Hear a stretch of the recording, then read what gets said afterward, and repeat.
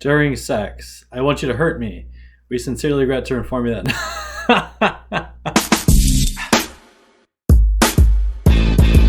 Hello, Schwab. I'd like to speak to Chuck about opening an options account. Yeah, they approve way too many people, not just Schwab, but every broker out there, in my opinion. Way too many people are approved for options trading. When implemented in the way that most retail investors trade options, it's just way too risky of an investing strategy to let 99% of the population do, as long as they have more than, I don't know what the minimum requirements are for some of these online brokers, like a 12-month track record of having a brokerage account with them or something. I know it is more difficult to get like level 3 or level 4 options approval, but still, you just should not be allowed to let really inexperienced investors trade high-risk options, and essentially they're just going to gamble their money away. Okay, these are small, super fast, high-frequency stock trading computer.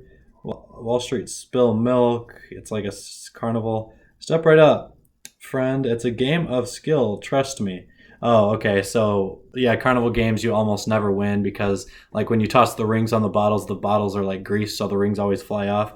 Yeah, I get what they're saying here. I don't like to think about investing this way because I totally believe that, especially through 401ks and Roth IRAs, that the general population can get access to smart investments and invest their money well.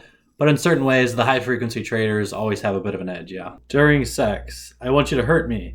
We sincerely regret to inform you that. I really should not be laughing. I can't imagine the way a CFA exam candidate's heart would sink when reading those words, "We sincerely regret to inform you," in the body of an email. Especially for those people who took their studies really seriously. I know there are a handful of people who will just sign up for it and study for a few weeks and see if they can get through one level. That almost never works. But for those who committed a ton of time and then especially fail like band 9, band 10, man, that just has to be one of the most gut-wrenching things you can experience. Other than getting some terrible medical news about a friend or a loved one or losing them, this email would probably even be worse than being fired from one of your favorite jobs, because this is something that you worked so hard for and invested so much energy into, and to come especially really close and fail it, yeah, that would be a terrible thing to hear, and you certainly wouldn't want this person to whisper it in your ear. Stonks, man, this one is a classic. I do love this one, I have to admit. I know it's really stupid, but there are also so many memes that are broken off of this one that just make me laugh almost all the time. I admit it's so stupid because there's not too much humor to these, but something about the guy's face just going like stonks, or the ones where it goes down and he's like stinks, or just other versions of the word when they're like stanks and things like that. I don't know, I like the memes. Speak of truth, investment stocks and thoughts. Yeah, this isn't really a meme. It's just looks like a screenshot from maybe like a Discord, not Discord, but something similar chat room. It's just crazy the types of social groups that are becoming more and more popular related to investing here in 2020 and 2021. Buy and hold, no. Day trading, yeah. Yeah, the masses love trading. I mean, I've been baited into this false belief myself many times, but buying, hold, investing is proven to be successful over long periods of time. Day trading is proven to be unsuccessful, but still many people are attracted to day trading. I guess it's just the nature of the beast. Can you guys please recommend books that made you cry? CFA Level 2, Volume 2, FRA. Yeah, Level 2 FRA is one of the more difficult sections in all of the CFA exams. I don't think it's the most difficult. I'll always stand by the argument that currency swap valuations, which is one of the LOSs in the Level 2 derivatives book, is by far the most difficult section of the CFA exams. And I also say maybe the most difficult types of academic questions I've ever had to answer in my life. Different cultures, interpretations of gods, some Greek things, Jesus, and Mark Meldrum. Yeah, okay. This meme just makes me hope that one day myself and this Straight Talks YouTube channel could potentially ascend to the level of greatness that Mark Meldrum has achieved amongst the community in CFA candidates and charter holders. He's an awesome teacher. I want to be the awesome casual talk version of that. Finance department, the manager's prison at the moment. It's kind of funny. This is a little bit funny too, because so much around corporate culture is these like formal cover-ups when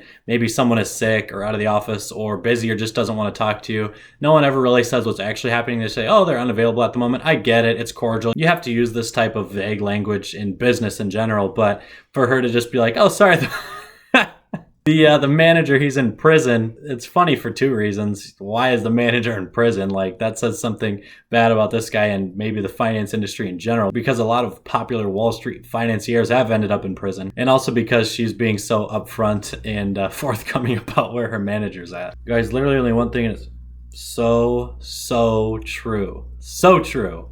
More than anything, if you're a CFA candidate and you haven't seen one of the CFA charter holder certificates in person, you need to figure out a way to get to see one. They are amazing. They're massive. They're the biggest certificate you'll see in any office for any certification. They look so good on a wall. Teacher, what are you laughing at me? Nothing in my brain. Tony Stark. Yes, look, Tony Stark's my favorite character. I got an Avengers chair here. I love this one. I love the Stonks meme. Tony Stonk. I've never heard that before. It's so good. I'm going to use this Tony Stonk thing in a lot of my conversations with people moving forward now. Look at him. Just standing there like, and that's the best scene from the Iron Man 1 movie too. He's like, this is the Jericho. Why would a fly ever land on something that looks like that? Flight trap. Mice should be ashamed of getting caught. Okay. Come on, Bears. How can you possibly go stuck in this?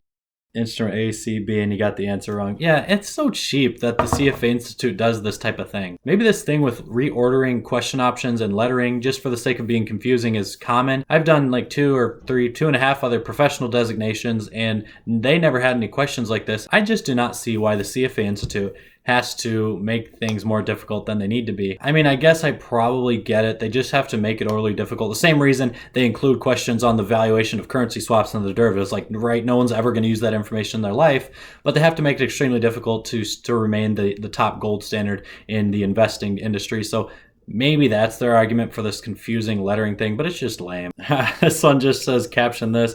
My first thought in looking at this is like, am I still on mute? Or can you hear me? Or can you see my screen? Just the really common Zoom lingo that is becoming like a staple of our culture nowadays. That's what it looks like Chairman Powell is saying in this video. I'm sure there are much more creative replies in the section down below. Actually, let's look at a couple of those. Stop printing or I pull the plug. Yeah, he wants to keep printing. How to run a country, yeah, funny. After much thought and consideration, I've added Bitcoin and Ethereum to the Fed balance sheet. Have fun staying poor, Charlie Munger. Okay, that's probably the first funny one I've seen. Charlie Munger, Warren Buffett's partner, has repeatedly said that he doesn't see any future value in any cryptocurrencies. So Jerome Powell adding those to the Fed's book would certainly kind of prove him wrong. Okay, I'll cut it off there. Let me know in the comments down below if anyone got a kick out of this type of stuff. I did a different reactions video not too long ago, and it had some comments just like to keep this stuff going. Maybe I will. I don't know. It's kind of fun for me, but anyway, if you've gotten to this point in the video, that means you watched the whole thing. I very much appreciate that. The YouTube algorithm loves long watch times in terms of percentage of the video and total minutes watched. If you haven't yet already, I'll ask to please like this video and subscribe to the channel. Both of those things help me out as well, and I appreciate them.